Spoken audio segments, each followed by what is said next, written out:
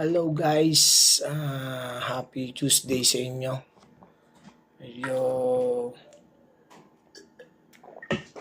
dito tayo ngayon sa house. Nag-recap tayo ng mga question kahapon. And yung mga ano na rin tayo, sale na rin ng mga shoes. Wow. Merong tanong dito si Makoy Pabi. Tanong niya dito, tanong po sir, ano po ba ang violation or foul na sakop ng head coach challenge? Okay, so sasagutin natin yung tanong ni Makoy from Ilocos, no? Sir Makoy, ang sakop ng coaches challenge ay yung, for example, yung sinasabi mo kung sa violation muna, no? Ito yung tinatawag natin na sa 24-second shot clock. So, pwede siyang ipa-coaches challenge. Ano pa? So, yung tinatawag na 2 or 3 points. So, yung stepping. Titingnan natin dyan. Tsaka ano pa?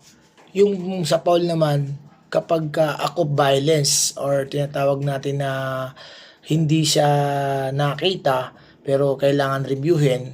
Upon review, so nakita meron palang punching. So yun yung kasakop niya doon sa head coach challenge, no? So meron tayong binibigay diyan ng FIBA na tig-isa lang, both teams. No, kapag hindi siya na i-request na yan, hindi na siya isang beses lang. So doon na siya pwede na siyang magpa-review na lang o IRS dun sa 2 minutes less ng fourth quarter or overtime period.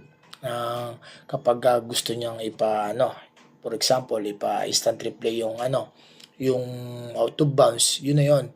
Pero kahit wala siyang coaches challenge, pwede na siya doon kasi may time frame yung ating IRS, no?